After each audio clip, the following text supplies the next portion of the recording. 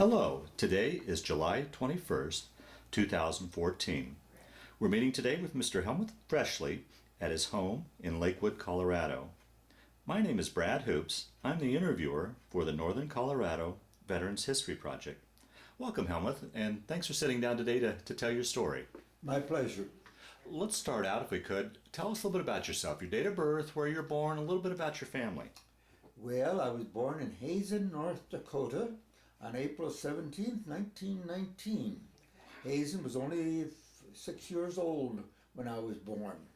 My mother and father both were from Germany. They had come over just prior to World War I, and my father was working for a building contractor in St. Paul, Minnesota. But the opportunity for him to continue working ended with World War when the United States ended World War I because he was an enemy alien. Oh boy. So for reasons that are quite diverse, they ended up in North Dakota, and my father became almost immediately a manager of a grain elevator, and he managed grain elevators there for 45 years, his entire career. But my mother and father were both very active in the community. It was primarily a German-speaking community, so very active there. And I had an older brother who had been born in St. Paul, and I had a younger brother who was also born in Hazen. So this is how I happened to be born in Hazen, North Dakota. But I started first grade there, and my first day of school there, I met John Moses Jr. His father was a local attorney, and interestingly came from Norway. Originally learned English in this country, went to law school, later became governor of North Dakota and United States Senator. Wow. So, but John and I maintained contact all of our life until he passed away just a couple of years ago. So close friendship there. The family, we went to, when I was in the, let's see, what grade? But anyway, I was 1930. My mother and my two brothers and I went to Europe, to Germany to meet our German relatives, because we children had not met them. And the Moses went to Norway to meet their children to meet their relatives. So then they came down to Germany and we were together there. Oh, so wow. Just a family of good friendship over the entire years. And I'll probably a little more on that later on. But as I've said, in 1930, when I was in Germany visiting, the last French occupation troops left Germany, and I was down there watching a parade. They marched away, the French troops marched out, and shortly thereafter a group of Germans put on a little parade of their own, and I went with my uncle over to the city hall where they were having a celebration, and I haven't realized long afterwards that this was a Nazi parade, organization meeting. And so it was an introduction to the German army and so forth, and as they were forming up then. I graduated from high school at Hazen in 1936. Well, but during my, I was 15 years old, I came in second in the state in the contest of world peace. And it was sponsored by the Masonic lodges throughout the state. But I looked, my mother had kept a copy of my paper that I wrote, and I read now. It's quite different from what I experienced, shall we say. In fact, I condemned the military in part for causing problems with world peace. Really? But, so be it. But after high school... Let me interrupt you. Yes. With a quick question. I always like to ask your generation. Good. What were your memories of, and was your family affected by the Great Depression? Not really, fortunately. Grain business went on in North Dakota. It did have an impact. There's no doubt about that, but not greatly. Okay. Not greatly. Okay. In high school, after it did affect me in this way, I did not go right off to college the first year. So it's a good point there. I had an older brother who was in college, and my father and mother, of course, they were sending us to college. So I stayed out for a year, and I got a job as a clerk in the red and white store. I got paid $30 a month And I went to work at 6:30 in the morning till 6 in the evening, except on Saturday nights it was about 2 o'clock before. So Wow. it averaged out less than $1 a day, but it was a job, and the only job that was available for anybody, right? So I was very fortunate there. Wow. But I worked there a year, and it was a good learning experience and things I've never forgotten. Grocery stores, of course, run very differently now than they were then. And there we waited on customers. Now customers wait on themselves. Yeah. So there was a difference there. But I went off to college then, fall of 1937, to North Dakota State University. And I found it was a new experience. It was a smaller school then, there were only 1,700 students then. Now there are more than 25,000. But I got involved in the college newspaper. I did a column on that regularly. And I was on the college debate team. And my debate partner later became governor of North Dakota for 12 years. Wow. So I had a little experience with people at that level from the very beginning. But at any rate, for my junior year of college, I had won a scholarship to the University of Munich. So I was heading for Europe. I'd gotten as far as St. Paul, Minnesota, when I got a telegram. War had started. Germany had just invaded Poland. And so I went right back to North Dakota State University for my junior and senior years.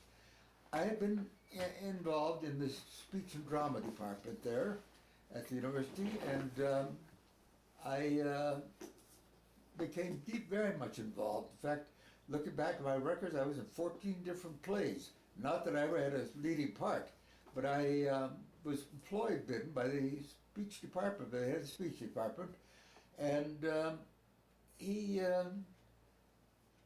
I was paid $35 a month there for just as a student, and I had to close up the program every night after play practice and so forth, so I was naturally to play. Somebody had to be in a play anyway, so I did that. And then I was Theta Chi fraternity, I joined, and I was involved in the college ROTC program. Probably, it was first 2 years in college were required. Okay, right, because it was a state university, correct, or a land-grant university? Land-grant college. The first 2 years were required.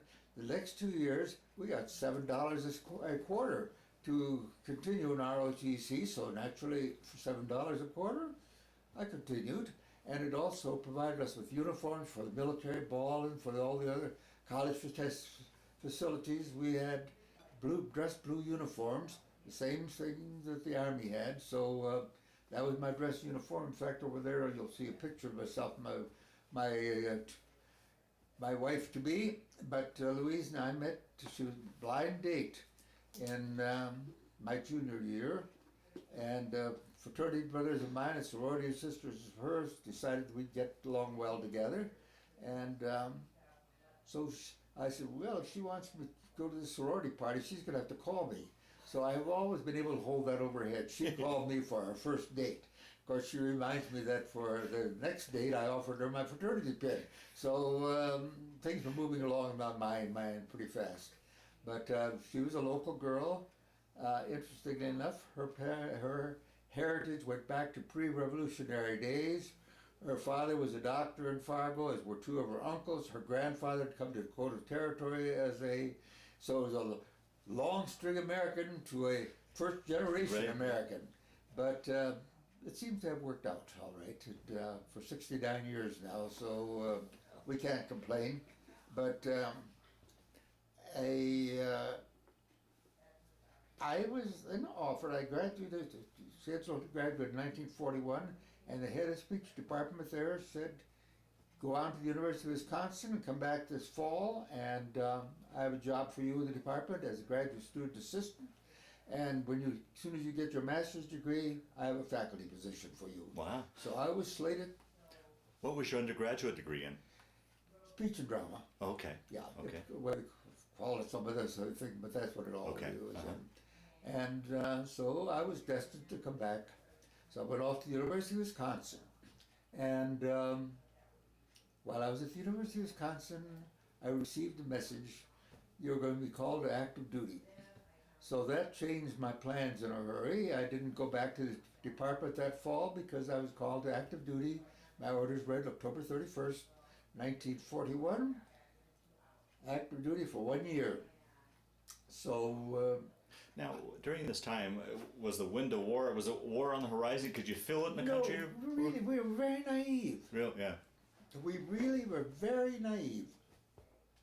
I mean, in the whole fraternity and so forth, we thought nothing of it. Well, many of us in ROTC, but the fact that there was a war coming, no idea. Huh. And but at any rate, I got orders to report to duty at Camp Bowie, Texas, to the 760th Tank Battalion. And so the first thing I did was go to the library and see what a tank looked like. And believe it or not, the only tank pictures they had were World War I tanks. It was such a new branch. Yeah, right. And it was Patton's idea. And I had an interesting experience in that I reported at Fort in St. Paul, and then took a train down to Camp Bowie, Texas.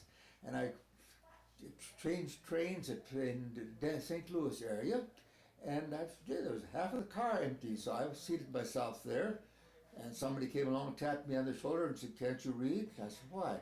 "Colored only." Wow. So that was my first Right. experience, because in North Dakota we just didn't have the glass. Right. So that was an experience. Well, I got to Camp Louis, and the 760th Tank Battalion, we were out at the corner of the post there in tents, pyramidal tents, and my first tent mate happened to be Jack Burns, who was later a dentist in Cheyenne, and we're still in contact with each other. Retired, but we maintained contact. And my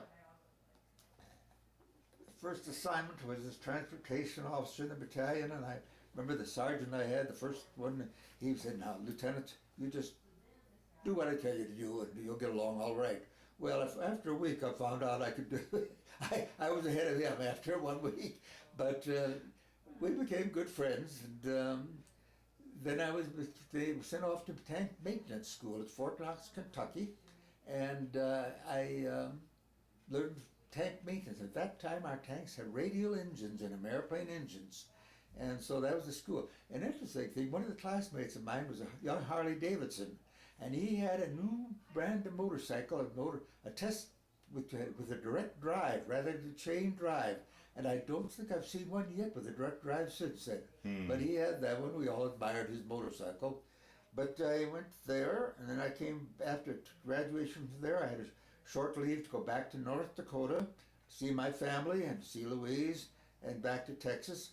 While I was there as a second lieutenant, I asked Louise if she'd marry me, and she said, "Well, my dad wants me to finish college, and I have 1 year to go, so no, not yet." So I went back to Camp Bowie, Texas. Well, when I got back to Camp Bowie, I found that they needed an officer to go to the aerial observation school at Brooksfield, Texas. Patton had come up with the idea that every tank battalion had to have an aerial observer who could fly up in a Cub plane and see what's going on and so forth.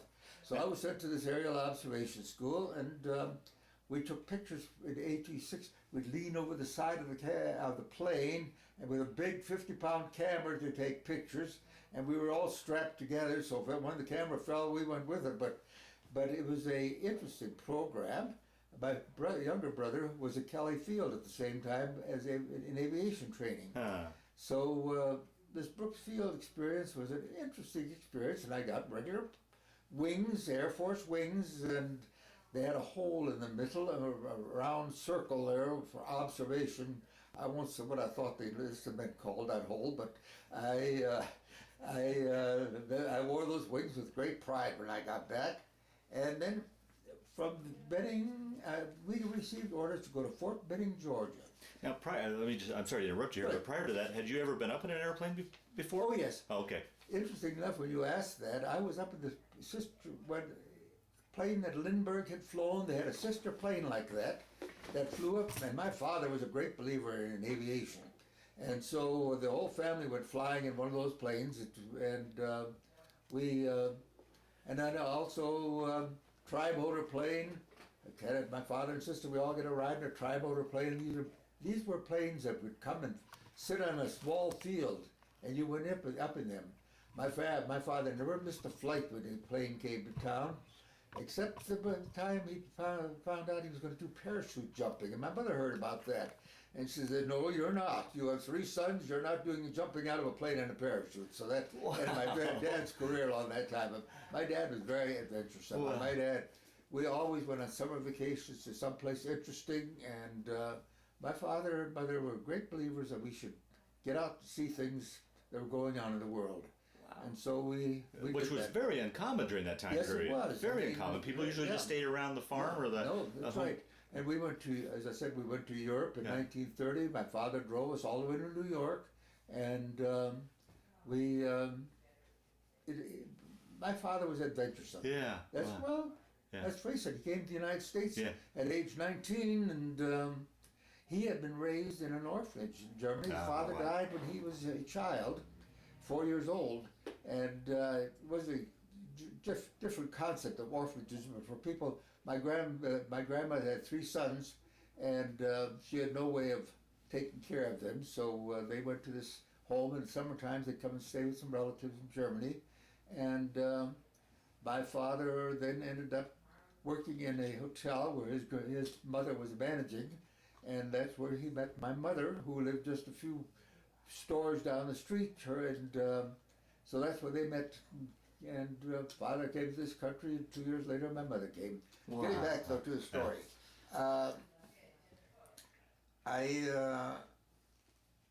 we went to the Tank 768 Tank Battalion was assigned to Fort Benning, Georgia, which was the infantry training center, and we were the demonstration battalion there. Now, during this time, at Pearl Harbor Pearl Harbor, yes. Well, getting back, since you asked that, December 7th, I was sitting in a room with a friend of mine who was a battalion communication officer, and he had a shortwave radio, and that's where we picked up the first news on that. Wow. And we realized right then and there life was going to change for us. And we received our notice that 1 year we were on a period on extended active duty from then on, and this was going to be our life as the military. Wow. And getting back, I guess, to the 768 tank, when I joined it, we had 3 little tanks, 3 lightweight light tanks, 50 caliber in one sponson and a 30 caliber in the other one. They had 2 little turrets. We call them Mae West tanks for obvious reasons. And those were the tanks that we had.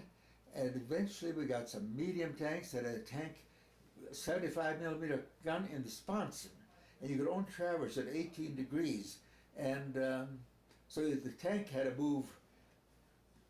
And then later on we got some tanks with 75 millimeter guns and a turret. Now this equipment all came to us gradually while I was at Camp Bowie, Texas. We started out with just 3 little tanks, then we got 7 more tanks, and out of 54 tanks, it was gradually that we got tanks, and they were all somewhat better grade.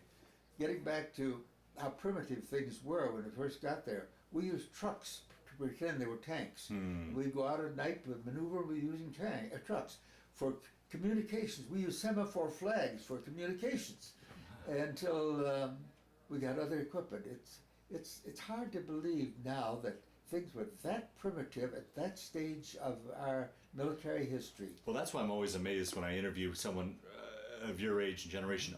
All that you've seen in a lifetime in the way of technology. Yeah. You know. No, it's an entirely different. It became a entirely different life as we'll get to when we go into war. Yeah. But we were at Fort Benning. Then we got orders to Camp Pickett, Virginia, to prepare for overseas shipment. So on the 13th of January 1943, we boarded the John Ericsson, which had been a Norwegian cruise ship, en route to we didn't know where, because they issued us all winter clothing. And we Well, we thought, we're going up north someplace along here. Well, we steamed across the ocean, and suddenly all the engines, we were in a convoy then, and the engines stopped. And our convoy kept on going along, and there our ship was left behind. They left two destroyers that kept circling around us and dropping depth charges. Oh, boy. And we sweated out for 12 hours until the engines started again. We caught up. And where did we land? Casablanca, in North Africa. Oh, wow. We were not, our winter uniforms were sort of worthless at all then. Yeah, right. Well, how was that? Here's this upper Midwest boy going to sea. How was that for you? Did you get your sea legs, or how was? Well, don't forget, I'd been to Europe before. Oh, right. Okay. Yeah. I'd been to Europe on the Bremen, which had just prior to the trip we made had won the record for fastest crossing the ocean. I was seasick all the way. But on this trip, didn't have time to be seasick. Our troops were boarded down below decks and stacked. I don't know, there were 6,000 troops on board the ship. And the officers, fortunately, were put into cabins that had been cabins for two people, where there was 6 of us in a cabin, but we managed. Yeah. We believe it or not, we ate off of menus. We were served by the dining room. The officers served the dining room. We'd make sandwiches for our men that we knew well enough. We'd slip them a sandwich afterwards, because their food that they were getting was put in. Their latrines, by the way, were hung over the railing, which must have been quite an constipating experience, is all I can say. But that's the way the troop ships were loaded. Wow. But we got into Casablanca at night, and there was a German air raid going on at the same time we got in there. And there were sunken ships in the harbor. Well, they kept us on board until 3 o'clock in the morning. Then we disembarked and marched through Casablanca. At that time, which was a very strange land. Yeah, right. We could see the French guards there, the goons they were known as. They were black troops. They were the guards along the route that we were marching out in the country. We ended up out the edge of Casablanca in an area that next to a cemetery was just a blank piece of ground. And we got there, we just plunked ourselves down on the ground and slept. When we woke up in the morning, there was a camel caravan going past us. Wow. And then we were next to a cemetery. And next thing we knew, they coming past with bodies. The local burials in Casablanca was quite a city. They came back with local burials to the cemetery, which was it was awakening to us, and sand and dust, and dirt, camels. There were some trucks going by. There were coal-fed canisters on them that somehow created gas that propelled the trucks. It was rather interesting. And then our mission was to unload our tanks that we had. We had a few came on the convoy behind us, but we didn't get to keep those tanks long because they were shipped off to the front in Africa. They needed the tanks. And so we were in Casablanca, and got to know the French troops and so forth that were there, and it made an honor to remember the French Senegalese. And it was really interesting because they had some officers that spoke German in the French army, and so I could communicate with them very well. Then we moved from there up to Rabat and trained there in the Cork Force. Now the Cork Force was all controlled by the French government, yes. And we were there and we trained there.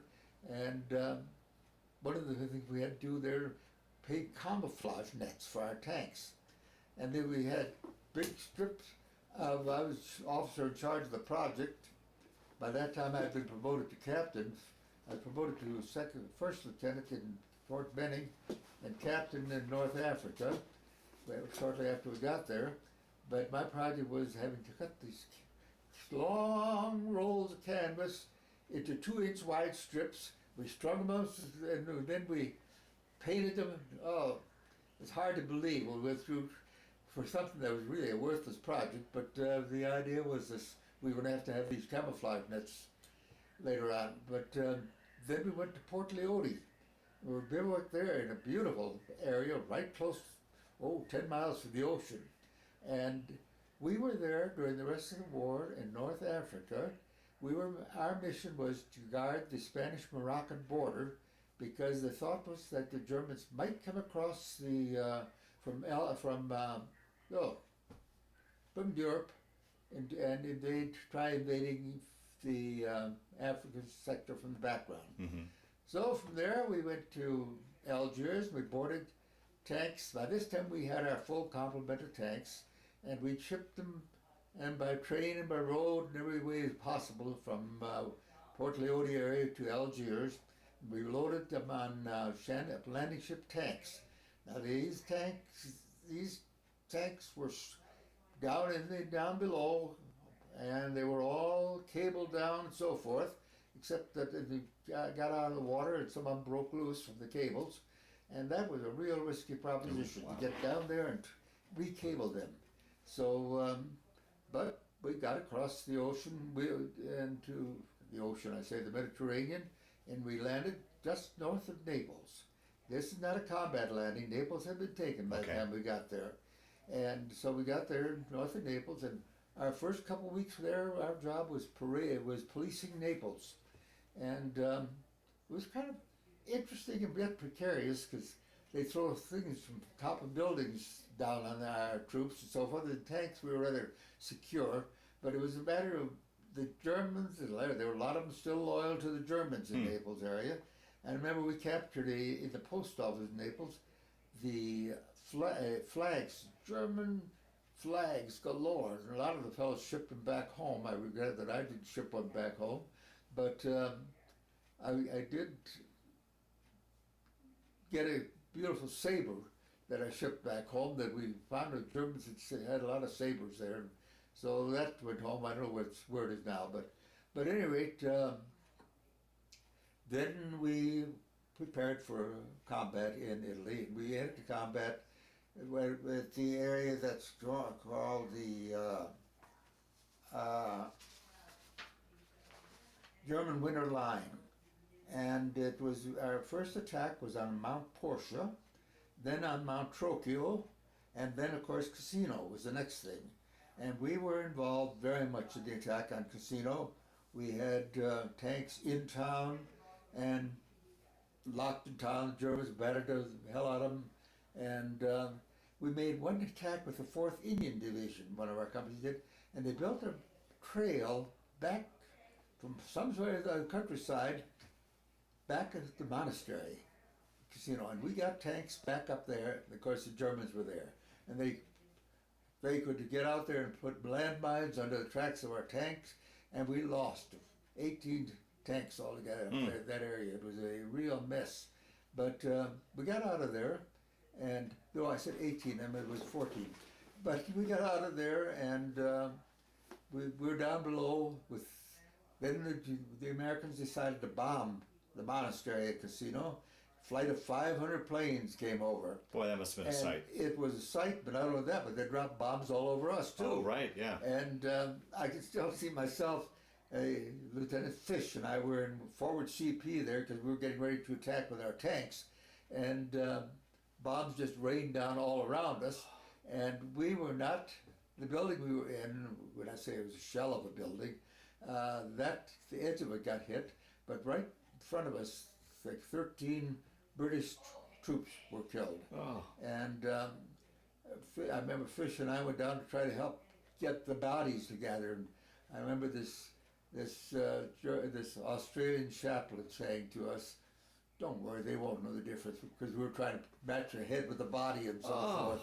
Boy. And that was a real mess. Yeah. Then the next little operation we had, we're still going to try at link up with the move went forward toward Rome, but the Rapido River was the obstacle that we were on. And the Rapido River, we were attached to the 36th Division for that operation. And I must say it was a fizzle, a complete. We didn't lose many tanks because we couldn't get many tanks across there. A few of them were hit by a German fire and so forth. But it was a rather sad operation. They blamed General Clark, the 36th Division, for it. Frankly, it was the 36th Division commander as far as I was concerned. I was right up front with them, and the regimental liaison with the regiment within our tanks and so forth. Well, the division commander, one of his sons was his aide, another one was his G3. The blame was going to be pushed wherever they could push it. But that operation was a disaster. Then we went over to the coast. We moved over to the coast, and Minturno was the area there. And there we were to be prepared again to try to go for Rome. And we actually did break out from that, and we had combat all along the land, along the coast. That we fought along the coast. We linked up with the troops that were at I'm trying to remember now, the big invasion that we'd had, attempted invasion that we'd had. But at any rate, we linked up with them, and we entered our tanks, first tanks entered Rome on the 4th of June, and the rest of the battalion entered on the 5th of June. So this was quite a bit of celebrating, as you can imagine. We don't know where our crews were that night, all of them, but they found places to sleep, shall we say. And it was a real victory, a celebration, and all of our water cans that we had for water, the Italians immediately dumped the water out and filled it with wine. And we Americans still wanted water, but we got used to the wine. But we went through Rome then, and we ended up at Lake Bracciano, which is north of Rome, about, 20 miles, something like that. And by that time, our tanks were out of ammunition, our tanks were running out of gasoline. We had tanks strolling all along because the supply route just couldn't keep up with it. This is always a big problem with tanks. We needed a lot of supplies. Yeah. We used an awful lot of gasoline. We used a lot of ammunition. When I think of the rounds of ammunition we used were tremendous. But we ended up at Lake Bracciano, which was a beautiful rest area that we stayed there for 2 weeks, with the lake right there in front of us, entertainment. The Army brought shows in there for us to see, and we were really living there. But it didn't last, of course, but it was nice while we were there. And by that time I was the battalion executive officer, so I moved along too. And then we went on beyond that, and I'm just trying to pinpoint this exactly, but we were heading toward Rome. We were in mountainous country, and our tanks, one of the tank companies was held up badly, and I went up there to check, because I was the battalion exec at that time. I went up to check what was going on, and I found out that the company commander had diarrhea. That slowed things down a lot, but they weren't supporting the infantry as they should. So I had gone down and contacted the infantry. They were down below us, a slope about a couple thousand yards, and I somehow crawled down there and got down there and found out what the problem was, and it showed me where some of the targets were. Then I got back up there and got to my tanks, and with loading and firing on that. And unfortunately, I had my tank hit out of the top of the tank turret when I should have had it inside, and I got German artillery fire, and I blew the whole side of my helmet, my steel helmet out, and I still have shrapnel to this day in my head, and I didn't realize how much until later in my civilian career, and I still have shrapnel there. But does it cause you any issues to this day, medically? Or? Well, I'll tell you, I went back, I had my own Jeep there up there, and I had my driver take me right back there to our battalion aide, and I said, "Doc, what can we do?" And he extracted as much as he could, and he taped me up well, and he said, "Now we have a choice, you go to the hospital." And I said, "Nope," because going to a hospital in wartime, you didn't necessarily come back to your unit. You were reassigned wherever they needed you. Right. So I said, "We have an option. We'll send you to the rest center in Rome." So I went back to Hotel Bristol in Rome, and I was a mess there as far as the other people, officers were concerned. They were all there resting. Here comes this this captain all bandaged up, and but I stayed there and I stayed in my room there the time I was there until the doctor there removed bandages, and patched me up and so forth, and then I was able to rejoin the battalion, and so I was able to stay with the same battalion. Well, the next real mission was the Arno River, Florence, and when I say this, there's an awful lot that went on in between, needless to say, but we were attached to the 442nd Infantry, which was the Japanese unit, the Nisi unit. They were the best fighters we were with, and we fought through Florence. Fortunately, all of the Germans had blown all the bridges except the Ponte Vecchio. Our tanks could get through the water. It wasn't that deep. We'd get through there, and we got through Florence, and went on beyond that. And it was a, you know, it's fighting all the way, but also, whoa, there's a tremendous amount of boredom. I don't know if you ever are familiar at all with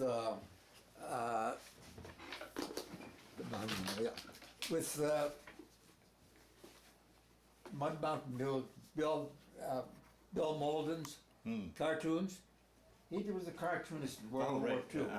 But I happen to have a book, and I just looked at that the other day, and he says, many people who read and speak of battle and the noise and excitement and death forget one of the worst things about war is monotony. That is the thing that gets everybody, combat soldiers and rear echelon alike. You're not fighting all the time. You are involved. Sometimes you're right up there, but it's monotony, waiting for the next thing to happen.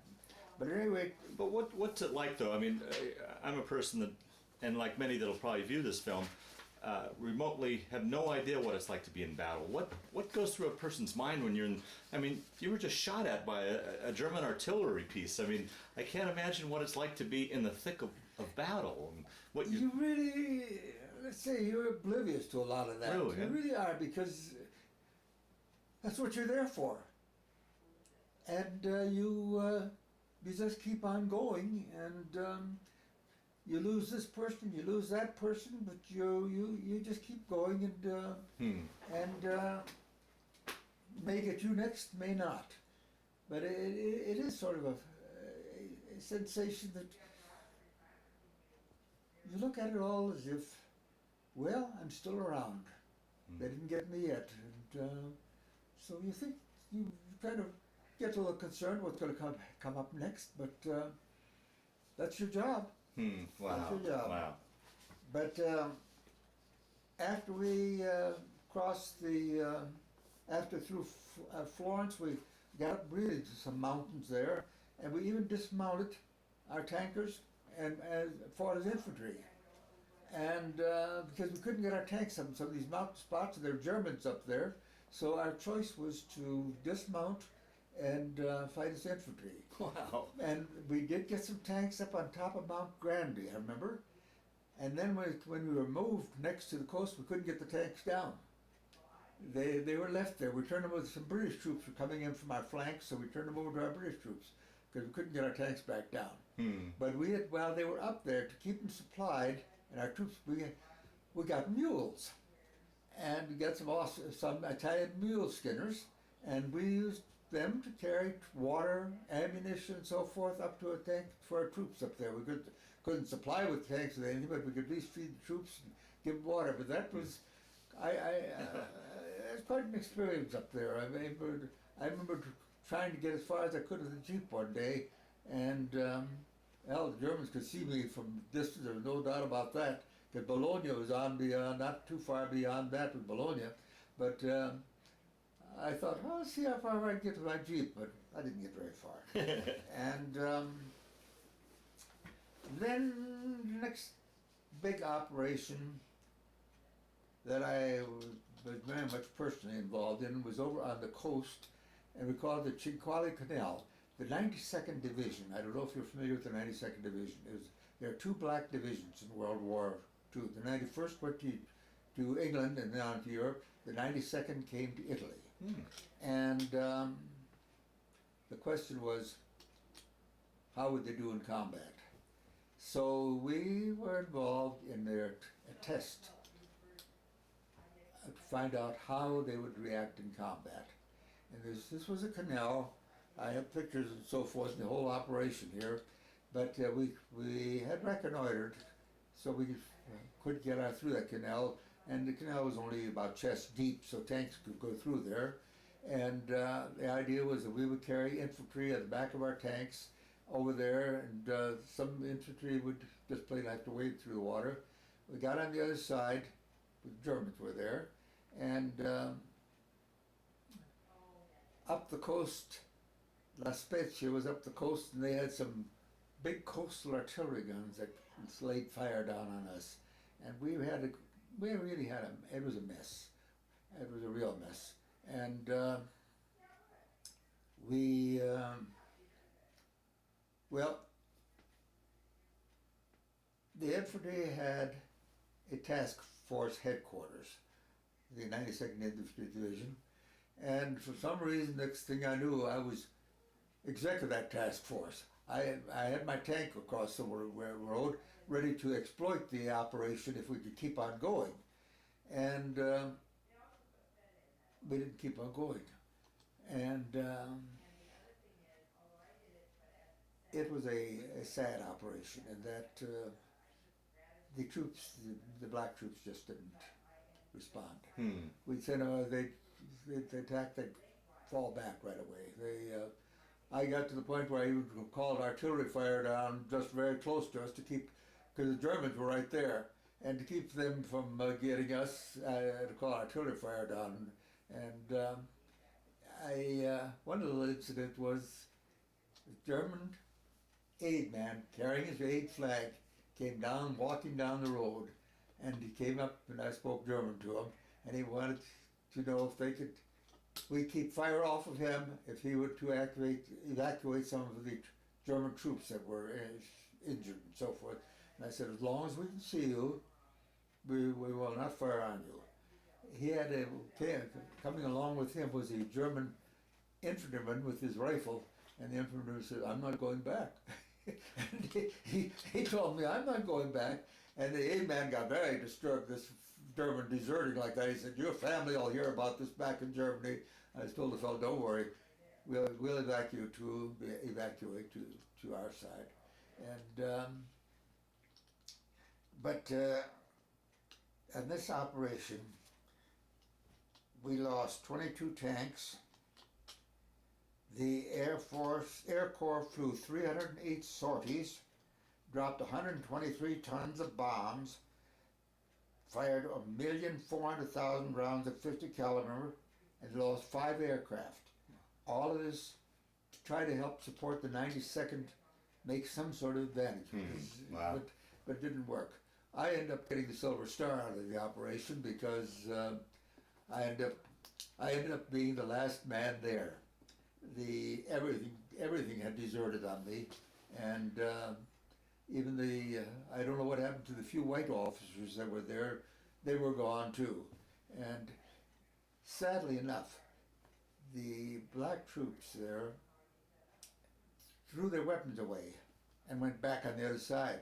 General Ullman, who commanded the division, then set up a stockade on the other side, just within enemy range of fire, because they then, after they'd been re-equipped with weapons, they took off all their clothes and went back naked, and so they wouldn't be sent back across again. It was really the 92nds. They did some other things in the war, but they were determined they were not combat troops. But sad thing for all of us, because we'd gotten to know some of them, and I must say almost all the officers were white. They had a few at the lower ranks, few officers, but it was a disastrous operation. And the next operation we were involved with was the 10th Mountain Division.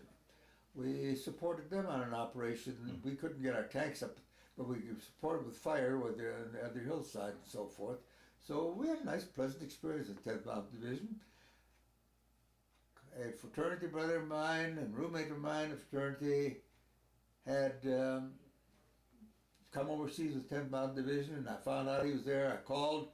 They said he was killed yesterday. Oh. So, and I had known he had just gotten married before I went overseas, and Dave. Well, it was a sad deal. Yeah. Oh boy. Amongst my other missions that I haven't mentioned, way back when the battalion commander said, "Froeschle, you're a historian." So I had to restructure everything from the very day the battalion was formed on June 1st, 1941, to our combat operations. So I had to keep track and write up all the operations because we had to submit them to higher headquarters every month, all of our combat operations. I have them still with me. And there are a lot of little things that another mission I had, the battalion commander said, "Froeschle, you're to write to all of the families where troops are killed." Oh. And that was a painful thing. Oh, that had to be awful. Because and I remember Dave Gratz. Dave was the only son of a Jewish family, and his father wrote right back and wanted more details, and of course I had to gloss it all over. Yeah, right. In fact, and so he just kept writing and wanted more information. I finally just threw in the sponge. I couldn't record. And another one was one of our officers, can't think of his name offhand, but he was the only son of a widow. And she just, well, I was corresponding back and forth with her, and I finally wrote to my mother and I said, "Mom, you write to this lady, I can't write anymore." So my mother corresponded with her and tried to absolve her a little bit, but it wasn't easy. Wow. And now, were you also in charge of censoring the soldiers' yes. mail? Yes. Officers, of course, we censored our own. But this was an addition every day when you got through, well, not every day, but a lot, you had to read a lot of this mail. Of course, you glossed over a lot of it. Yeah. And a lot of the stuff that you wanted to, were things that might hurt the family. And when you found the same fellow writing through the same thing to 5 different girls, you kind of glossed over that a little bit too. But no, some of that mail was pretty sad. Yeah. And,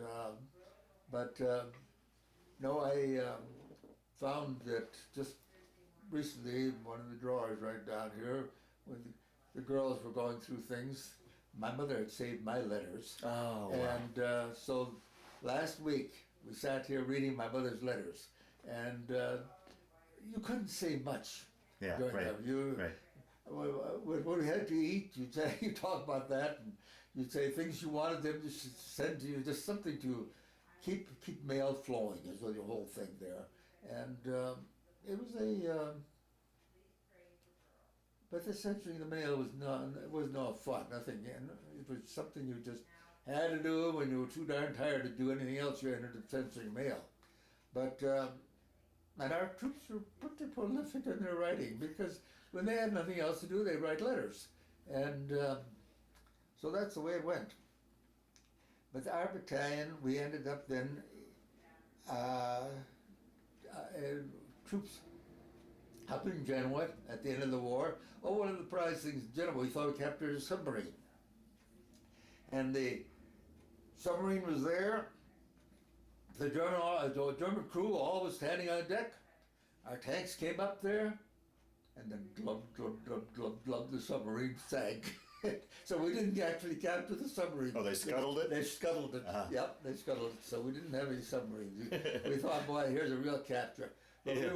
we were spread over a good part of the front, Milano and so forth. And our troops saw Mussolini hanging by his feet there. Really? I had some pictures of that they had taken and so forth. But we covered the whole area across there.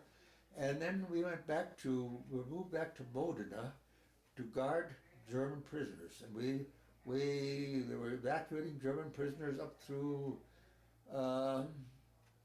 back up to Germany, and we escorted with trucks, and not with tanks, but with trucks. But in the meantime, of course, we were there and waiting to see what's going to happen next. And it was rather what was going to happen next.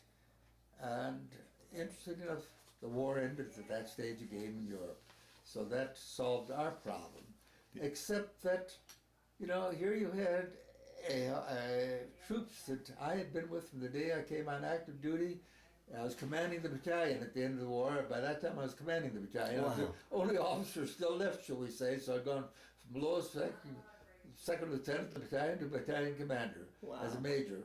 But my mission then, of course, was we went back from there. We went back to Rome, and our mission was then to train to go to the South Pacific? South Pacific. Oh boy. So that was not any great fun. But we had, most of our men by that time had 85 points is what you had to have get back. So we lost our combat troops that we'd had. Most of them, we just got new troops shipped in. So my job there was training them, trying to get ready for the next operation. And, you know, interesting enough, when people say, well, how did you all feel when the war ended in Europe? We weren't one bit happy about that, because we knew where our next mission. Yeah, Here right. we knew what we've been doing, and now suddenly we were in a position where we really didn't know what we were going to be doing. But my mission was to get the battalion ready. Then the war in Japan ended, and I was in contact with a number of friends who had gone back to the States, and they said, "God, it's a mess back here. And we don't know where we're going, what we're doing, and so forth." So I said, I'm not going to go back. So I found through orders, so forth, that the headquarters in Austria, see, this is where the U.S. forces Austria, and had vacancies. So I flew up to Austria and applied for a job as the liaison section there with my German-speaking ability, which was a little bit of a ruse, because I was fluent in German, yes, but not that fluent. But at any rate, then I flew back. I was offered a job, and I flew back, and then I deactivated the battalion. And my troops were all gone, and then I flew back up to Austria, flew into Salzburg, and our headquarters was there initially. And from there, our headquarters moved to Vienna. Now, I don't know if you're familiar with the situation in Austria, but Austria was divided into 4 sectors. Much Russian, just like in Germany, yes. Oh, I didn't know. Russian, French, British, and American. And Vienna itself was deep in the Russian zone, in their sector. And Vienna itself, again, was divided into 4 sectors. Really? Oh. And I was in the liaison section there, which was initially we dealt with everything that was going on, and I was head of the German liaison section, but I had good troops that spoke, born and raised in Germany, American troops. They did all the work I had to do there, except supervise and sign off on things. But after a while, I noticed that there was a problem.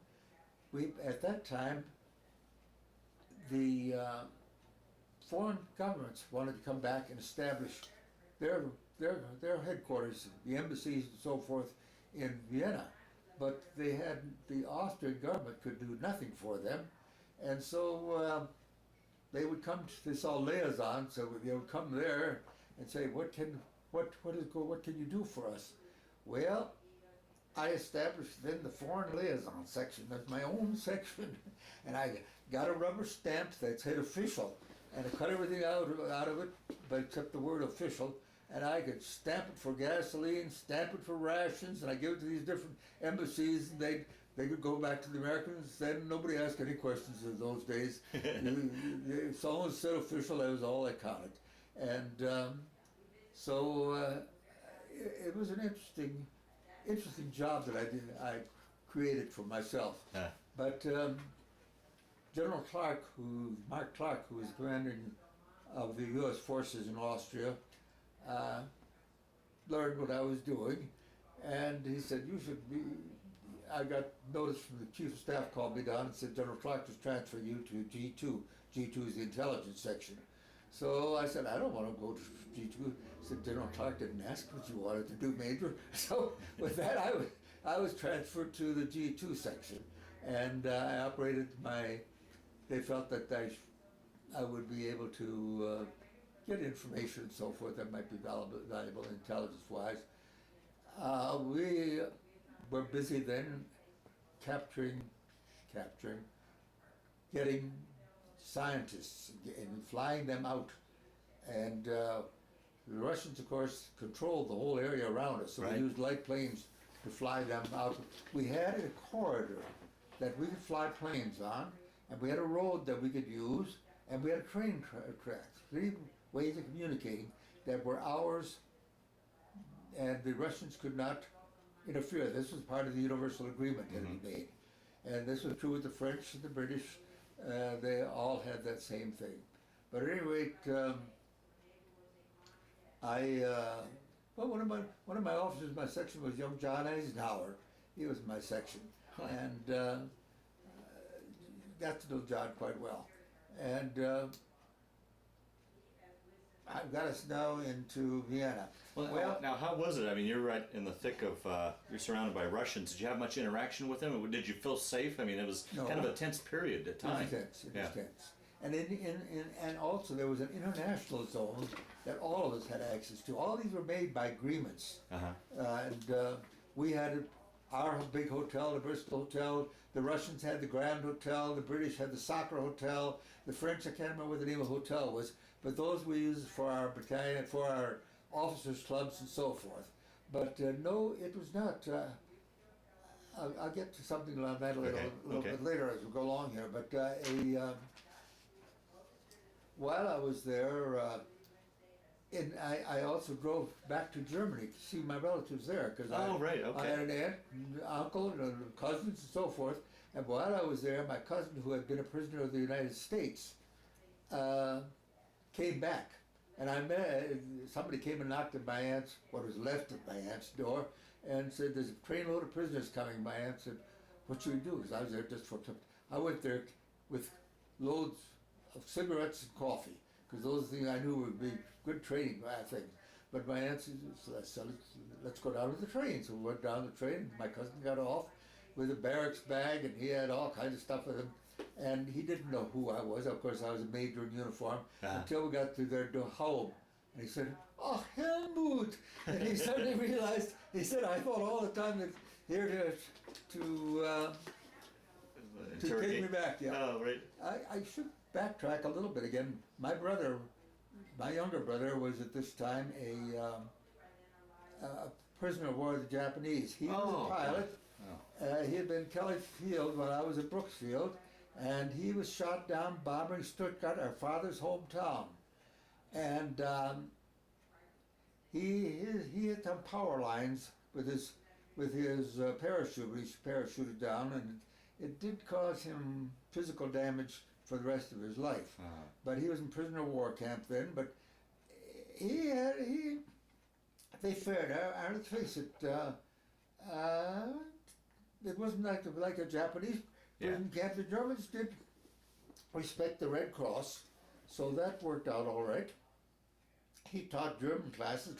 He knew German also. He taught German classes to the Americans in case for escape purposes, and he maintained contact with his fellow prisoners for years, and I got to know some of them real well also.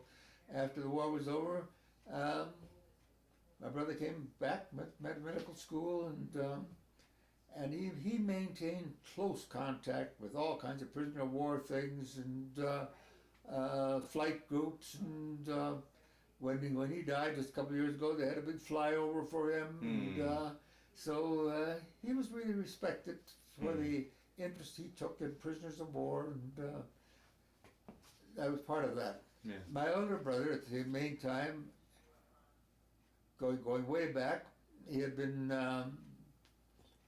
prior to the war. He was publisher of the local newspaper, and when I was in the war, my brother was captured.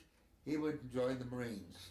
So he ended up in the Marines in Japan, and he ended up in Nagasaki. He was an advanced attachment. Wow. Discovered after all the pictures he took and so forth came out blank, that he had been exposed to Nagasaki. He died in 1972 of cancer. Wow. Leukemia had gotten him then. But Probably related to Yes, yes. But in the meantime, he had owned 2 other newspapers. He had been TV network director, and then I don't know if you've ever known of Bobcat tractors, the little white tractors. He promoted the Bobcat. He became their advertising director and promoted them from something right here from the town of Gwinner, North Dakota, where they started with 2,000 employees to when he left, they had 25,000 employees, were operating all over, and they credited him when they came to his funeral. They flew a whole detachment down to his funeral service in Tucson and credited him with making Bobcat an international. He was an amazing fellow. Wow. He was really amazing. Now let me get back to where I was in Vienna. Yeah, one of the things that I did in Vienna, I served as interpreter for General Clark for social events, not for official ones, because he wanted a real glib one, but he wanted somebody who was American and knew what was going on. So I served as his interpreter at social events, and at one of them was attended by the President of Austria, and the President of Austria had a young lady as his interpreter, and I got to know her a little bit, and making a long story short, we'll get back to that. About that time, Louise came to Vienna. She came over to Europe on the first shipload of dependents to come over after the war. Because I had so many points, because I'd been over that long. She was right up there with the generals' wives and so forth. And so she joined me in Vienna, and that was an interesting experience. Well, back up. When did you guys marry then? Or did you marry? Oh, I'm sorry, yeah. During the war, I was sent back, after I'd received the Silver Star, that operation, I was sent back to the States for 21 days of rest and recuperation. Okay. The division commander, the 92nd Division commander, had a quota, and he sent me back. And I called Louise from New York, and she said, I can meet you in Minneapolis. My sister's living there in an apartment, so I'll meet you in Minneapolis. She met me in Minneapolis, and immediately was decided that we were going to get married. And she called her mother back in Fargo and said, Mother, I'm going to get married. She said, you're not married already? But at any rate, a week later, we were married in Fargo, North Dakota. And in retrospect, for Louise's family with generations of Americans, and here marrying his first generation American, and it is a home. Well, Louise's mother had 1 week to plan for the wedding. Not only did it have to come on the 1st of April, but also Easter Sunday. So trying to get things organized.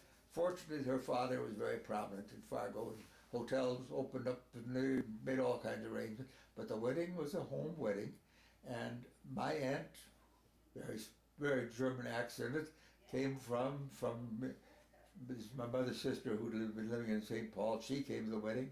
Another close friend of ours who was from Danish accent came to the wedding, and the saving grace was that Mrs. Moses, whose husband had been governor and United States Senator, she'd always said, Helmuth, when you get married, I want to be there. And she didn't realize till afterwards that he had died just 3 weeks before that.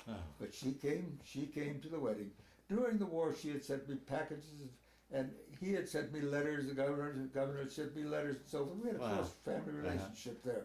But so Louise and I were married, and then a couple of weeks after that, I went back to the war. This was during the wartime. I went back to the war, and so it was over a year, and then she came back. She had joined me in Vienna, which was quite an experience in itself, because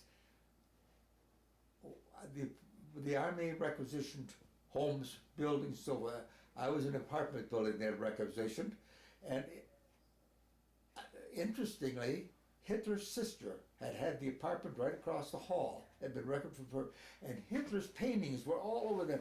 Why I didn't, in retrospect, had nothing to do with Hitler, Yeah. but I could have taken those paintings along. But at any rate, then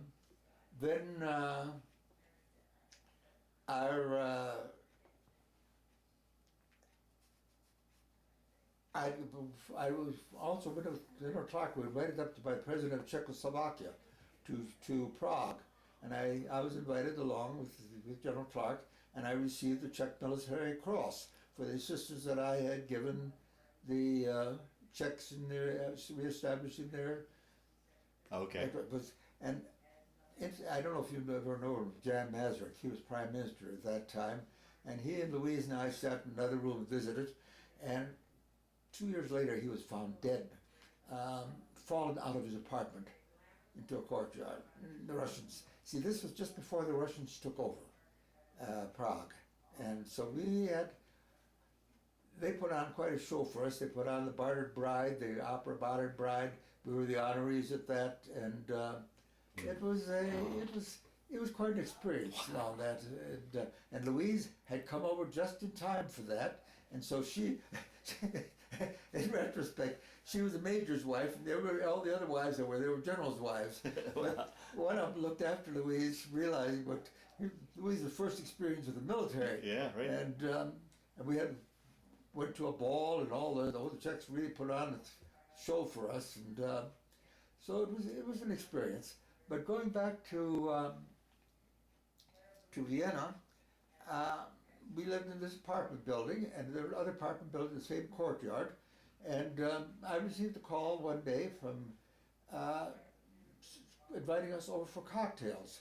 And I sort of, who is this inviting us for? I thought it was somebody from the State Department, because we dealt with the State Department regularly.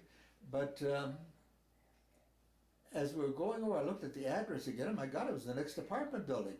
So I went over there, and here it was the young lady who had been the interpreter for the president of Austria. And her husband was an American. He had been an American soldier, but she had known him before the war. Making a long story short, she had been evacuated from Austria because her father was Jewish. And she and her father and brothers went to Canada. Frances went to England, was a nurse over there. Her father was at some island, evacuated. And now the war was over. She had met Eric again. He was an American soldier then. They got married. Eric then became a civilian, and since he was very familiar with Austria, he was in the development of properties and so forth.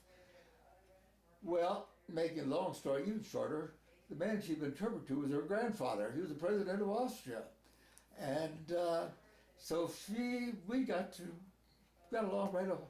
And since they were in the next apartment building, she called Louise a few days later and said, "Oh, I want to go to the American commissary, but I've never been there. And would you go with me?" And Louise said yes. So she said, "Well, we'll meet out in front of I'll meet in front of your buildings." So when Louise got over, there was the president's limousine. And Louise says, I'm not going to ride in that. And Francis says, "All right, we'll take the streetcar." So they took the streetcar. Well, after a few trips like that, Louise went along with the president's limousine too. And we were treated very kindly by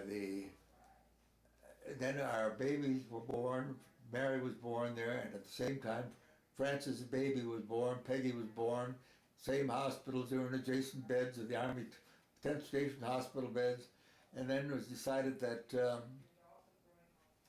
the president decided the baby should be baptized.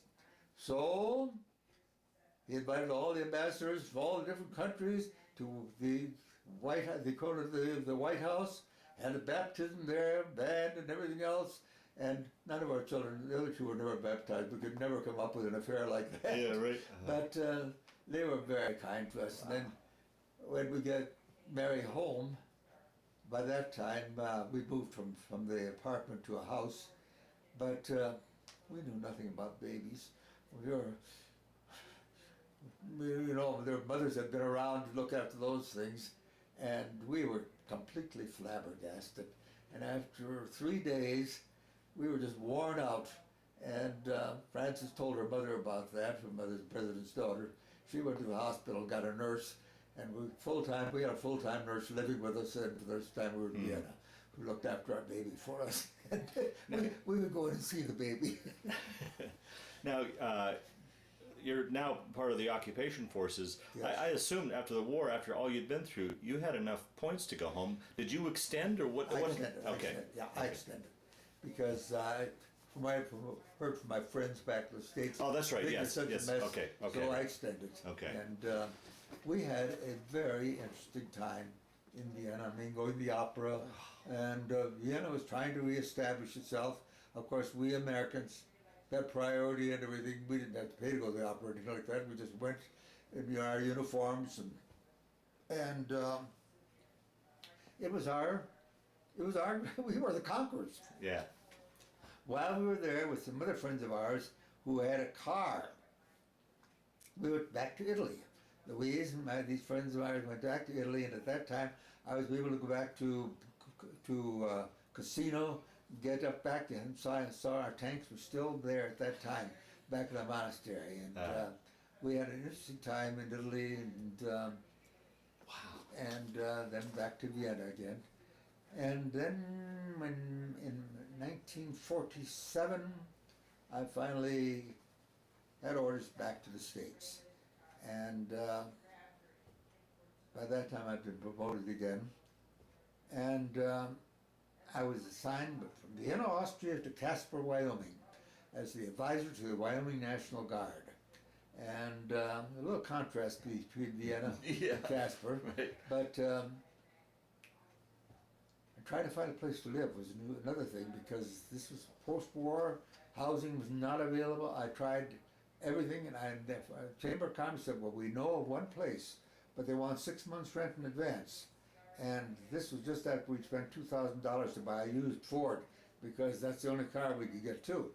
And so I went to see this house, and there's a family with 5 children. They lived in the basement, and they rented out rooms upstairs. We had the main floor.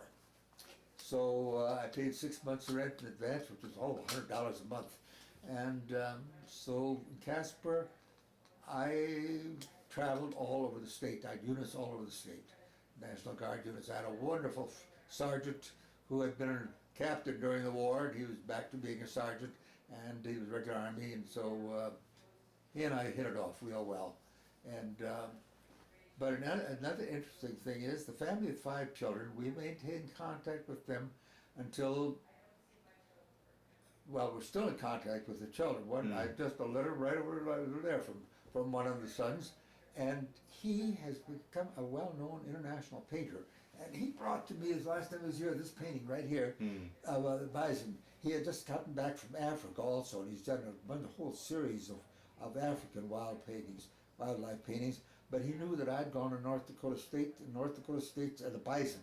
So he brought me this, but he's in galleries all over. And, his paintings bring thousands of dollars. And it seems so hard to believe, because he and Mary were the same age, our daughter Mary, and they played together.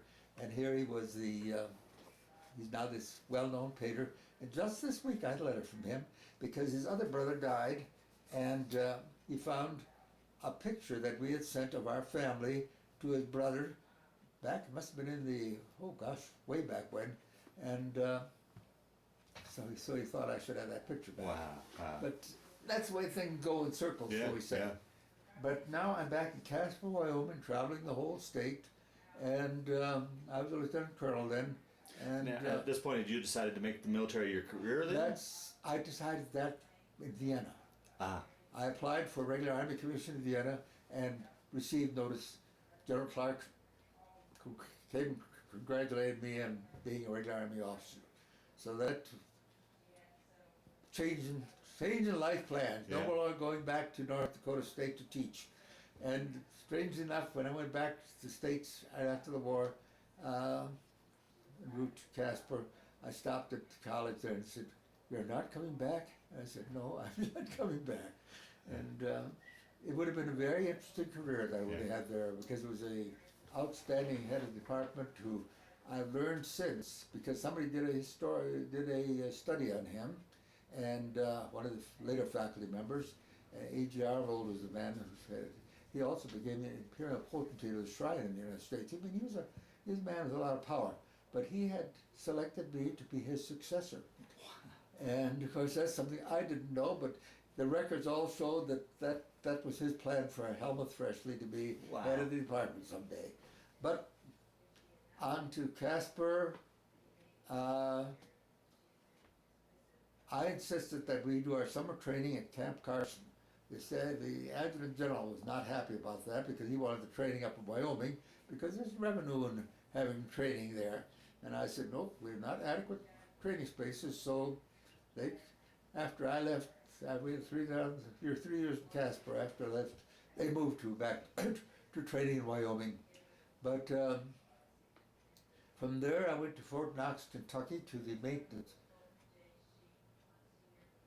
No, what did I go to Fort Knox for? For the advanced course, yes. And from there, I went to Port Sill, Oklahoma. Our daughter Ann was born in Casper.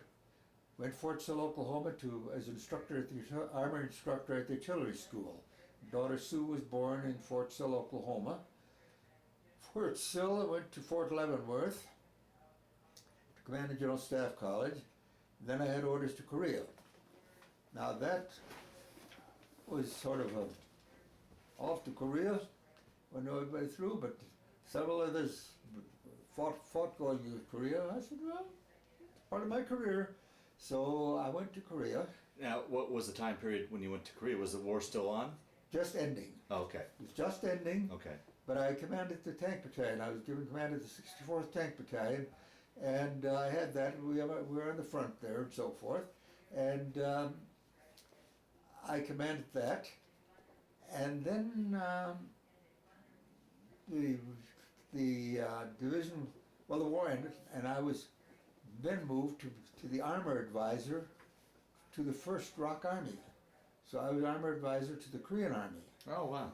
And then all of a sudden, out of clear blue, I get orders to be the liaison officer between the Chief of Staff of the Korean Army, who was a 4-star general, and the American Army. And I came out of clear blue. Well, that was probably the most delightful period that I could have ever had, in that he was just 2 years older than I was. He was a 4-star general. I was a lieutenant colonel.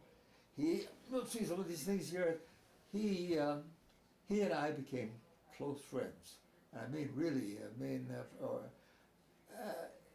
I was at his home. I was on Sundays. We'd go on picnics together. I was included, interesting enough, and I have some pictures too, that the Chief of Staff of the Air Force, the Chief of Staff, the Admiral of the Navy, the Minister of Defense, I was always included with them. I mean, I was a lieutenant colonel, but I was always included in everything they did, up their home parties, so forth. And to top it off, he was invited to the United States by Chief of Staff in Washington, and I was invited to come along with him. And so I had a delightful time then, and instead of being away from my family for a year and a half, I saw my family again, because Louise and the 3 girls, I'd moved them to Fort Ord where they had housing, but I went back to Washington, and then I had a couple of weeks with my family. And but Chung Il-kwon, he later became Prime Minister. He became Ambassador to the United States, then became Prime Minister of Korea for 7 years, longer than anybody has, and he always considered me his close friend. Wow. And it was a very delightful relationship that I had, and I received one of Korea's highest decorations when I left there, and all the closing ceremonies. And God, when I got on the plane ready to leave, the whole bunch of Korean generals there waving goodbye to me, and this drum that Louise just showed you in the other room. They had packed. They knew that I was intrigued by that, so they had that all boxed up for me, and it was an experience that you can't duplicate. Yeah, right. Yeah. Then I went back to from Korea, I went to, I got a Tank Battalion back in the States then. I was Lieutenant Colonel Commanding Tank Battalion at the Desert Training Center, as it's now known. It's Camp Irving, California. And I commanded the battalion there. And this was an interesting training experience for, it was the only battalion on the post, and I was the commanding officer of it. So we had a very interesting social time and so forth, although we lived in the most miserable housing. But we lived in housing that varied very greatly throughout our career. And this is as comfortable as we could be. But I went from commanded the Tank Battalion there, and then after that I was sent to Fort Monroe, Virginia, to Continental Army Command. And then from there, the Army chose to send me to the Army Language School to learn Italian. So I went back to California, the whole family moving with me. I learned Italian, and then I was sent to the Italian War College as the American representative at the American War College. So I learned to lecture in Italian and write Italian and all that. And it was a very interesting experience because we were the only Americans there in that area at Santa Marinella. It's out of Rome about, Civitavecchia is actually where the college was, but Santa Marinella is the closest town. So our three daughters all were plunged into Italian school, Italian public school, because there was no American school. And I had no problem with the two younger ones because they were going to the 4th and 6th grade, but Mary was going to be in the 8th grade. So I took her to the Italian school and I said, does she know Latin? Does she know Latin? No. Well, if she doesn't know Latin, she can't come. So I went back home, and we had a rented a palatial mansion that I rented there. And we had our cook. I said to cook, can't get her to school. And Daly was a little short lady like this, but she was a native of the community, and it's a resort community, so a small community of just a couple thousand people. But she said, I still see Daly say, she got the mayor, she got the chief of police, she's Mary, and they went to school, and Mary was in. She knew how to run things. In Italy, you learn how to run things. But I was at the Italian War College. I was attached to the embassy in Rome at that time. Wow. And that was a very interesting experience. I got to know Italians very well. And we lived in a style there. I was the only American there, and I said I rented this house there that was hard to believe.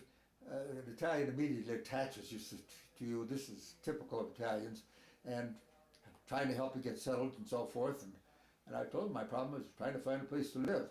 And he took me to this beautiful big villa on the waterfront on the Via Aurelia. It had its own boat, it had its water there, it had a caretaker, and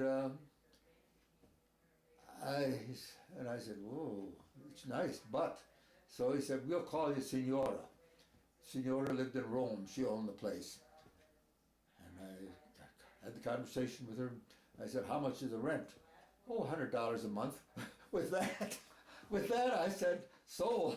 So we lived in style. It was furnished, beautifully furnished. And we gave dinner parties every Thursday, and for classmates and in the class and faculty members. And that's something Italy in those days didn't.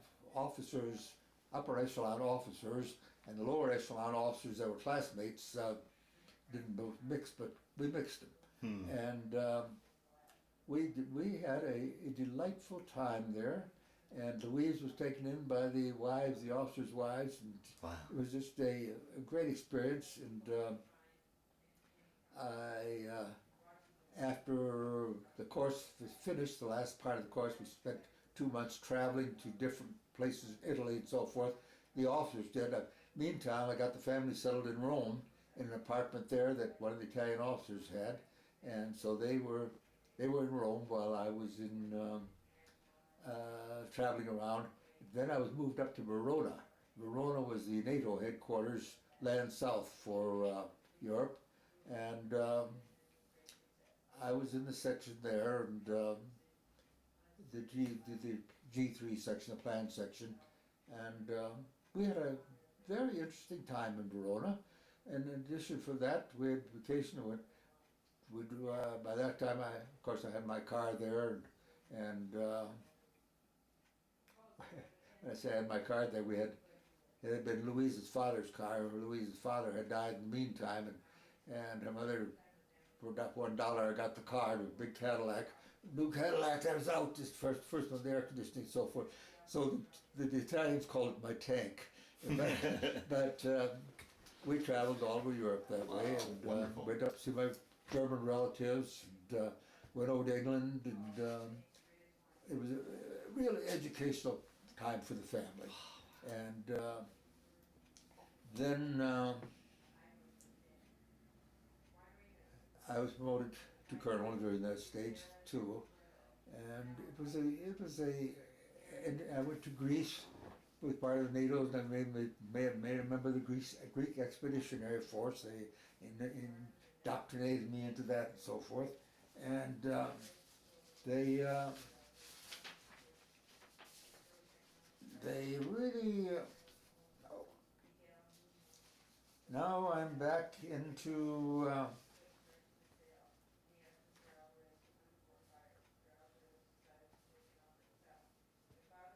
Oh yes. Then the Army gave me the orders to go to the University of Wisconsin and get my master's degree in journalism and public relations, with a future assignment to be with Headquarters 1st Army and be their chief of liaison for Headquarters 1st Army. So was that to California, to Wisconsin.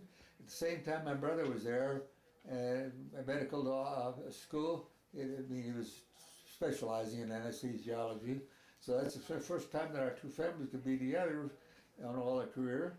So we were there, and from Wisconsin went to Fort Meade, Maryland, which was headquarters initially of 2nd Army, and then we merged with 1st Army. And I spent my last days in the Army there, which was also a very interesting program, because amongst my many responsibilities was also selecting civilian aides to the Secretary of the Army, one from every state. I had 15 states I was responsible for, and I had public relations with the Army's 15 states.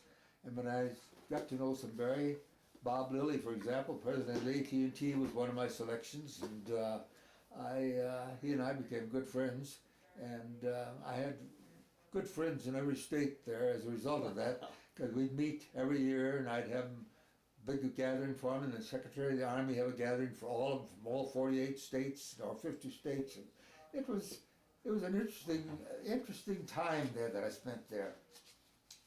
And then as a senior colonel in public relations, there wasn't much place for me to go except the Pentagon. And I said, I will not go to the Pentagon. Why is that? What was it?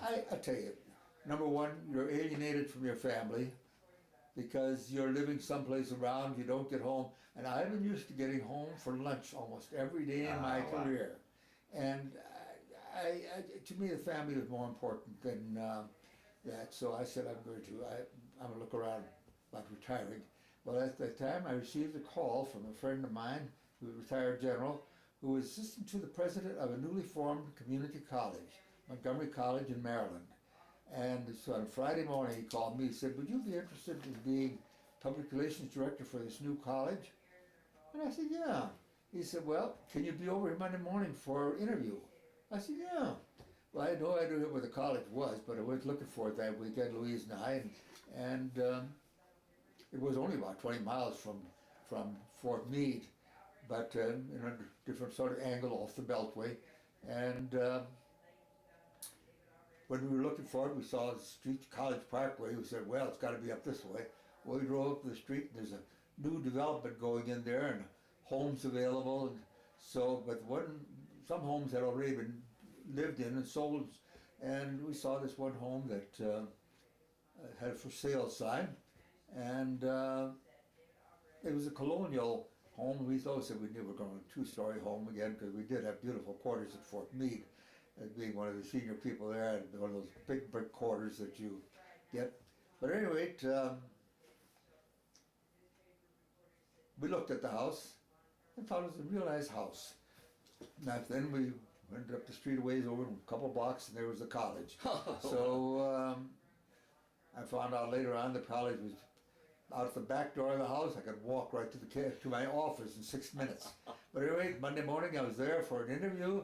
By 3 o'clock in the afternoon I signed a contract. By 4 o'clock I bought the house. I went back and told the Army, I'm retiring. In 2 weeks I'm starting a new job. Well, General Seaman, who was the commanding general of the Army at that time, the First Army, he said, you got a job? He said, I'm retiring, I haven't got a job. He said, I'll work on you, getting you out. So I was on active duty for 2 months while I was at the college. And, but that was the Army presented me with the Legion of Merit and so forth. And So how many years altogether were you in the Army then? 28 and a half. 28, wow. Yeah, and then I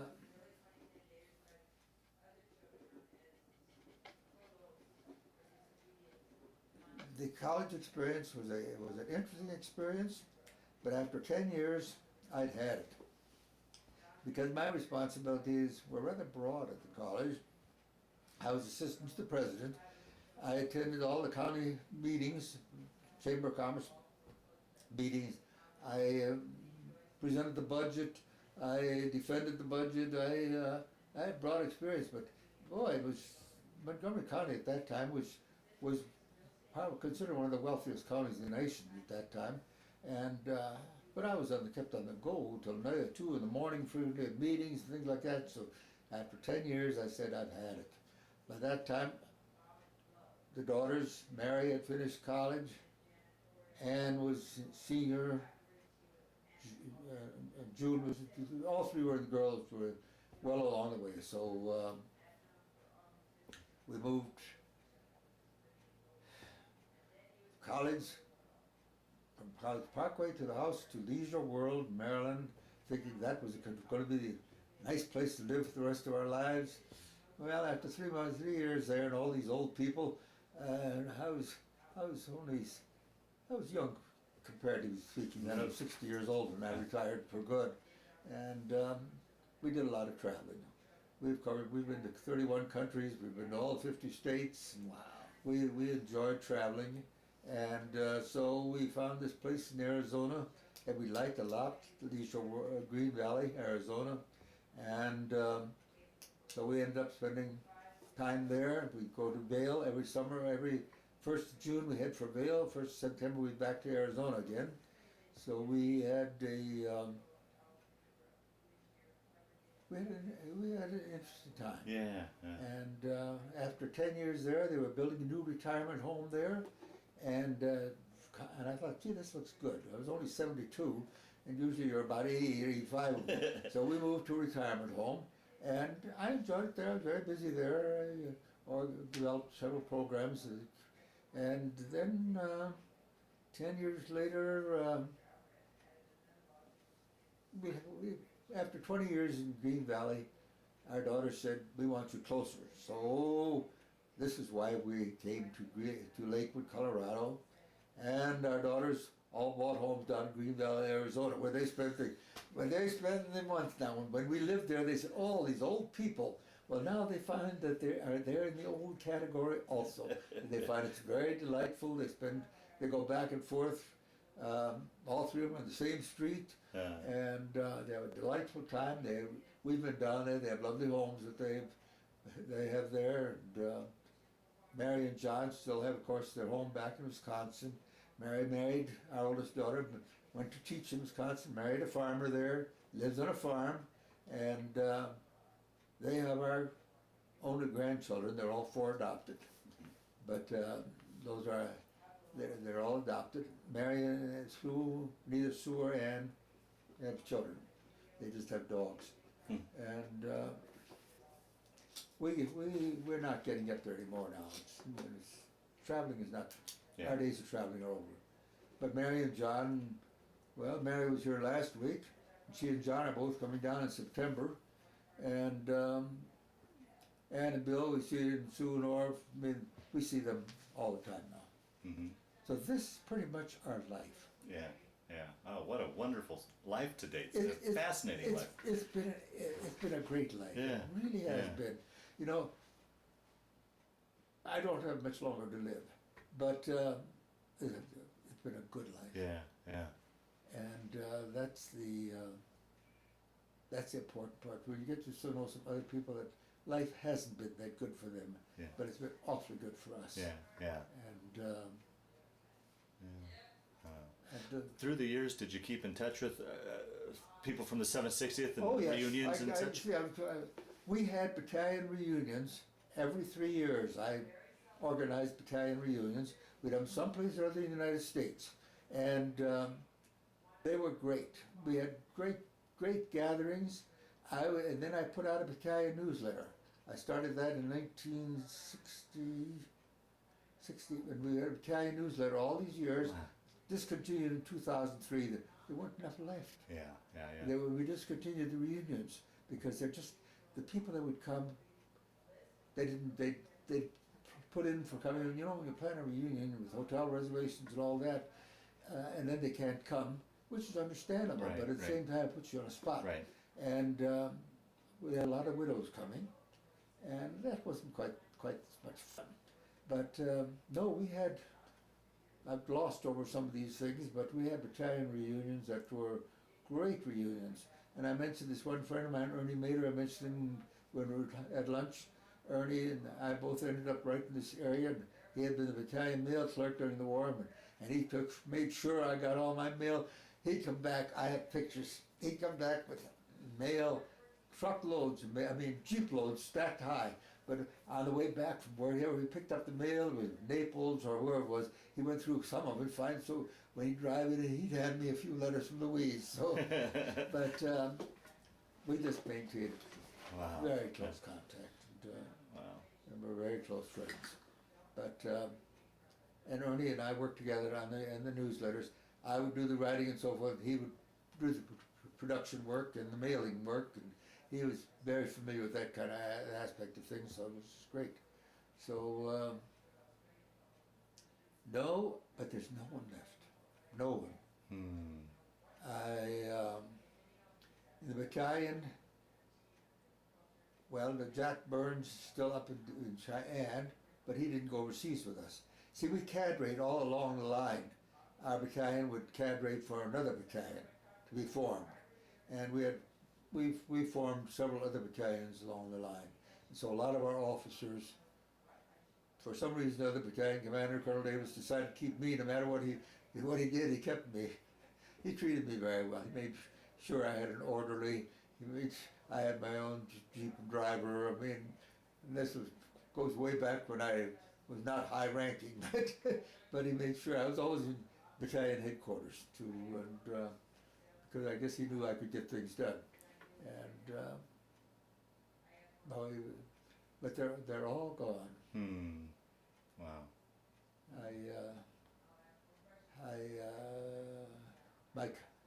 My high school classmates. The last one I'm really close to died about last year. The only one left now is a widow of one out in California, and I talk to her on the phone regularly. But so you're the last surviving member of your class, high school class? Wow. Well, our class was a small class, Yeah. 20 students, but still. But no, I'm the last surviving member there, and I maintained contact with. And I scheduled class reunions, high school class reunions. We had those over the years also, and my hometown of Hazen, North Dakota, just celebrated its 100th anniversary. Founded 5 or 6 years before I was born, and they do newspaper articles on me every now and then, and but it's over with. Yeah. And you said you and Louise traveled extensively. I'm assuming you were able to retrace some of your steps through Europe. Yeah. Oh yes. Yeah. We went back to Europe. I still have relatives there. Yeah. Right now, frankly, down to my cousin's wife, and one other group of relatives that I was never close to. I knew them and so forth, but they were my father's cousins, children, that grandchildren now, God only Yeah. knows. But they've come to visit us in the States too, some of them, and my cousin and his wife, and my cousin did extremely well. He took over, after being a prisoner of war in the States, his whole ambition was to go back to the States. He wanted to be there. Well, as he was an only child, and his parents naturally wouldn't stand for that, but he took over the family business that my grandfather had founded, and developed into quite a big business. They built a beautiful home with indoor swimming pool, and he and I, we talked on the phone back and forth at least once a month for years. And I call his wife now and then, but very interesting. They have just one son, and this one son of theirs has 3 PhDs, professor at a university, doesn't know how to use a computer or drive a car. He has they gave him a Mercedes, but he doesn't. Wow. No, it was a. No, when we came back from Italy, but in the meantime I bought a Mercedes over there, and we had a VW, so we had those cars to bring back. And Louise is not a very enthusiastic driver, but we had to drive through New York City and so forth. And she had the Mercedes, I drove the VW, and we drove out to Wisconsin. But we survived all these things. Yeah. And, but Louise and I did, we did extensive traveling of South America, 31 days there, we covered all the countries.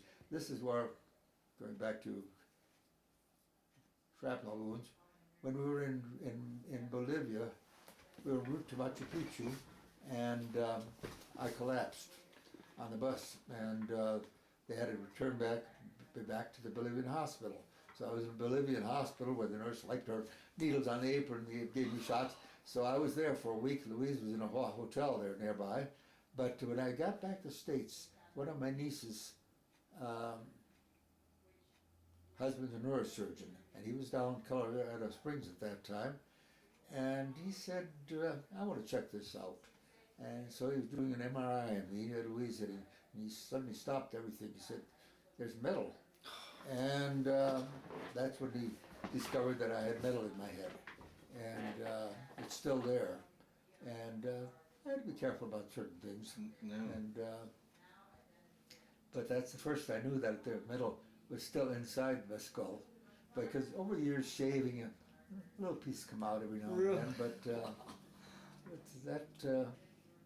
that solved my problem as to I do have a 20% disability as a result, because I'm limited at certain things. But I'm alive. Yeah. Wow. And a lot of aren't. Well, as we wind down this interview, I didn't ask a lot of questions because you're such a wonderful storyteller, but is there anything that we left out that you want to talk about so hopefully we've rounded out your story as best we can, or do you think we've got it? You've done a pretty good job of for as full of a life you've had. I mean, we could probably set this camera up for hours on end, but hopefully caught the gist of most of it. Well, in my retirement, one thing I've taken up in painting in my retirement. Really?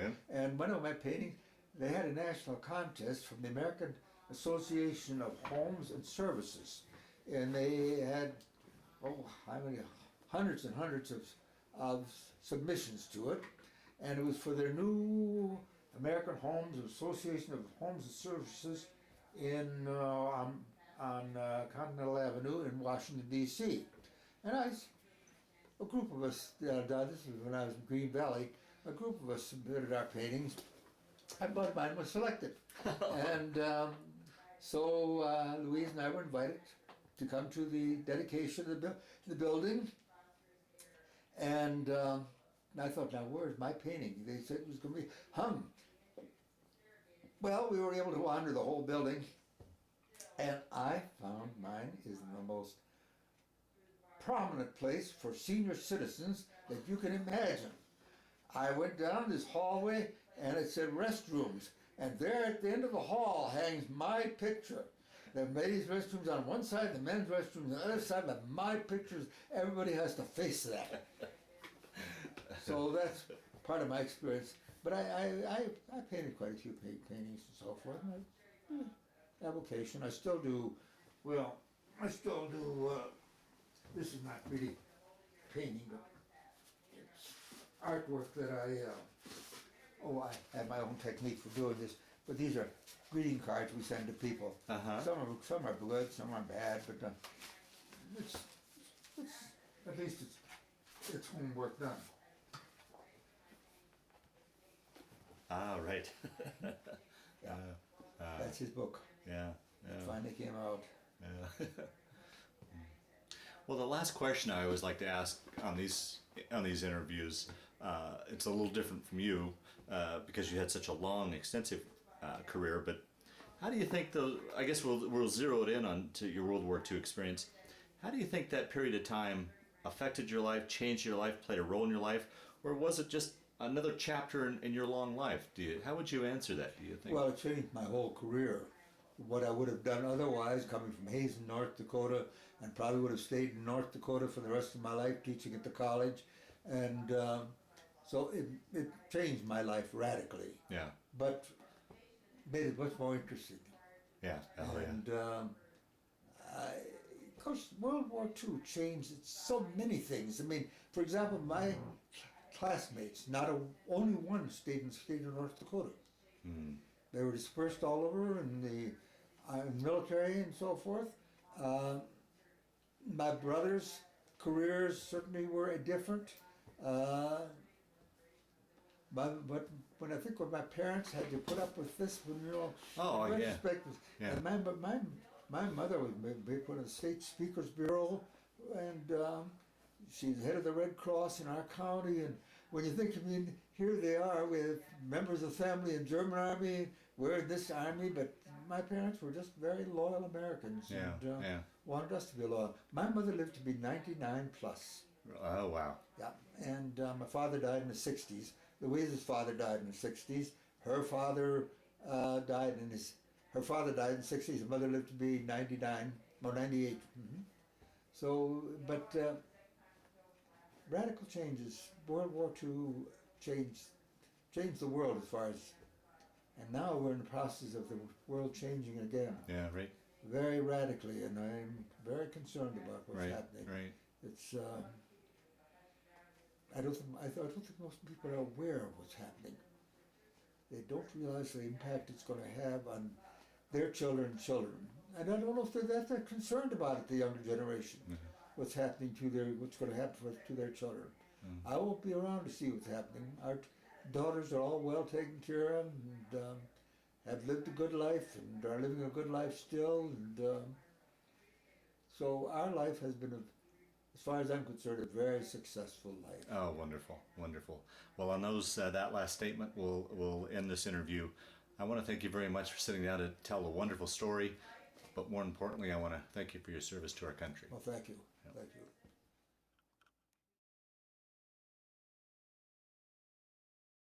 Here's a picture of myself taken shortly after I had entered the Army, standing in front of a pyramidal tent, which was at officers' quarters at Camp Bowie, Texas.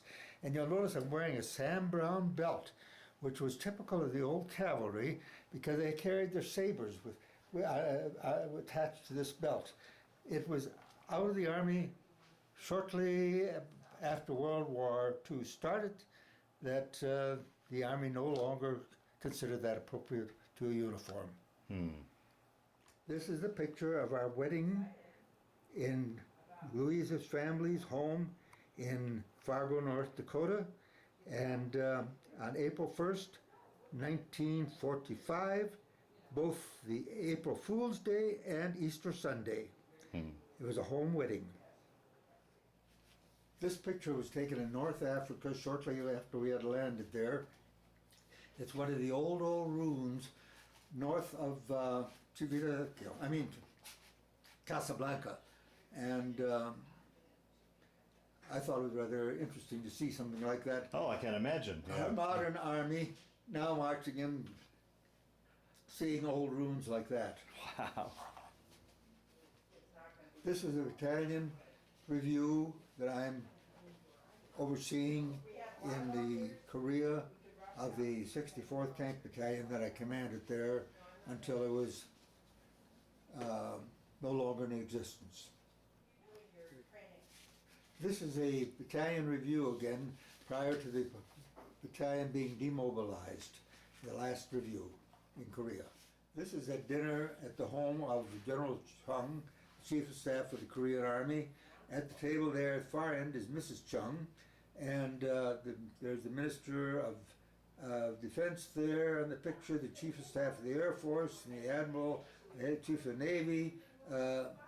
This was a dinner that I was invited to, and so people that I learned to or came to associate with in Korea because my association with the Chief of Staff of the Korean Army. Wow. And that's you there, correct? That's me. Yeah, I'm the one that's second on the right. This is a picture of General Chung Il-kwon on the left, myself on the right, and I'm being presented with the Ulchi Medal, which is one of Korea's highest decorations. This was prior to my departure from his service. This is the office staff of the Chief of Staff of the Korean Army, and when I was getting ready to leave, they presented me with a package there. When I opened it, it was a vase, a Korean vase with all of their names on it. It was very thoughtful of them. This is a picture of the Chief of Staff of the Korean Army, General Chung Il-kwon, with all of his decorations and so forth, and the inscription on there says that it's presented to me with profound appreciation and close friendship. Chung Il-kwon, Chief of Staff. This is a presentation of a letter from the American side of the whole picture, their appreciation for my service between General Chung and the American Army. On my return from Korea, I commanded the 72nd Tank Battalion at Camp Irvin, California, which is a desert training center, and troops were brought in from all over the United States, reserve troops, for training, and we supervised their training. Very interesting experience. This is a picture of myself as shortly after I joined the 760th Tank Battalion. You'll notice for the lieutenant's bars there, and you'll notice on the collar, it's a replica of a World War I tank. And that was the insignia that we wore to indicate that we were armor at the beginning of our career. It changed throughout the Army's history till I don't know exactly what the armor insignia looks like now, but this is the way it was the initial one. Patton's decision. Okay, and then this one next to it? That is a picture.